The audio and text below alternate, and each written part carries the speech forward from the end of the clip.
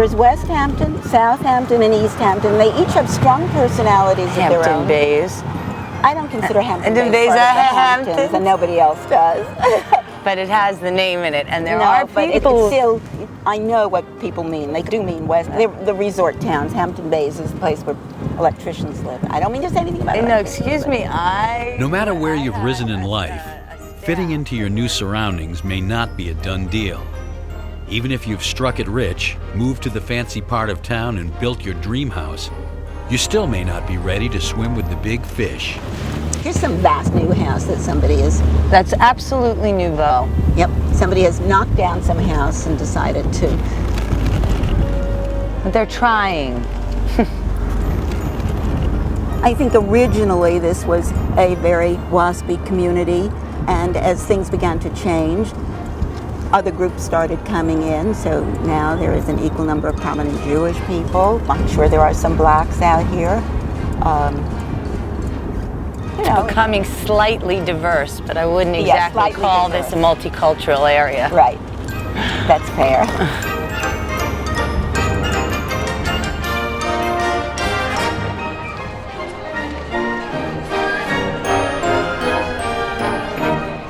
On behalf of Mercedes-Benz USA, welcome to the 6th Annual Mercedes-Benz Polo Challenge at the Bridgehampton Polo Club. In The Great Gatsby, F. Scott Fitzgerald told the story of a gangster who threw lavish parties in order to be accepted by New York society. 80 years later, the game of social advancement is still being fought on the green lawns of New York's summer colony, as new money stakes its claim to social position. It's a mix. Yeah, it's a mix. Fashion, age. I don't think everybody here is a Rockefeller. So far, I've seen Francesco Scavullo, the famous photographer that everybody knows, and also David Hasselhoff from Baywatch. Well, I would say that I have been able to and have access to the best of all things, quite frankly. And the people around here certainly, I think, are in the same kind of a level in a group. So it's kind of nice, in a good way. It's something you work for and you've attained. So it's a nice feeling. There's this thing on Wall Street called the wealth effect. You immediately get spoiled. You immediately adopt a sense of entitlement. There's this feeling of, I'm very rich, I'm out here in my $4 million home, I want instant attention, I want you to pet me and caress me and be terrific to me, even though you're a 19-year-old kid working his way through college at the bagel store. So if you want to see class, go to the bagel store in the morning when the guys pull up in their Porsches and push around the poor kid behind the counter. The rich rule. The rich rule. We have such a concentration of wealth in America over the last 10 years. It's phenomenal. It's phenomenal. It's amazing anybody else has any money. Anybody here got any money? It's amazing that any of us have any other money except for that small group that's way up at the top, extremely exclusive, making not millions but billions now.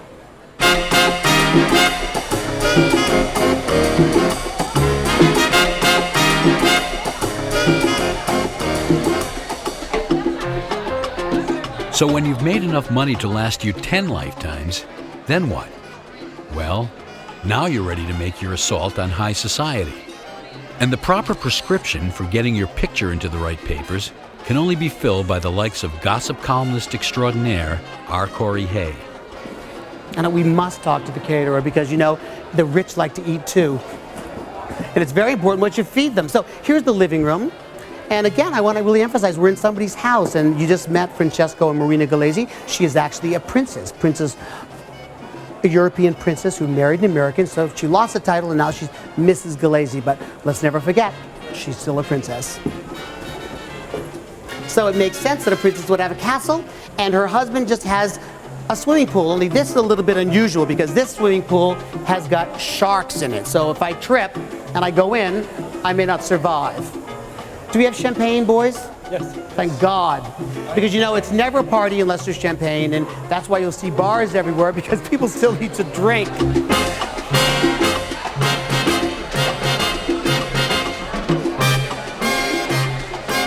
You can buy yourself a wing at an important museum.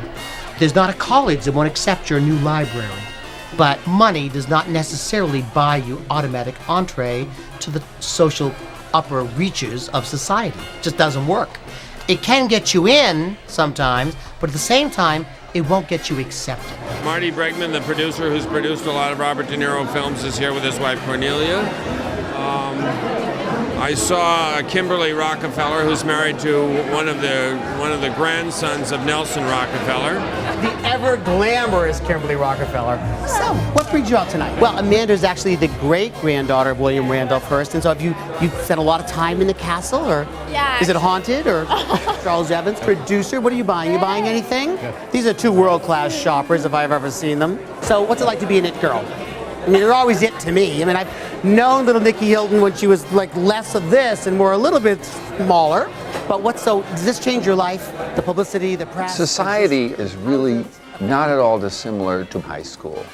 It's the same thing. It's wanting to belong. It's wanting to hang on to a group that you feel is the privileged group because simply they're the coolest. And that is it, and it's nothing else. And people invest themselves in being accepted by these people, or trying to be accepted by these people, or not being accepted by these people because they say they don't care about it, but everybody cares about it. Because it's simply a matter of feeling like you belong, and that in a way is an affirmation of your existence.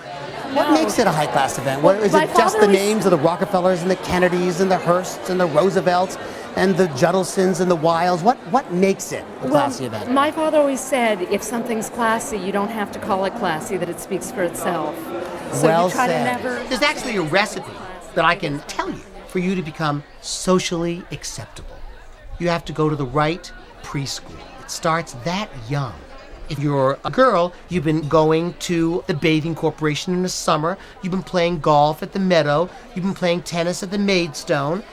These private clubs are places to meet your peer group.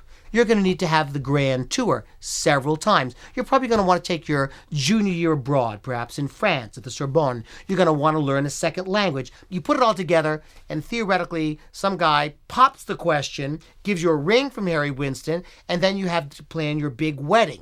Once you get married, you're going to want to have children. Now, all of a sudden, you have these children, and you better start thinking right away, what about their preschool? What about their nursery school?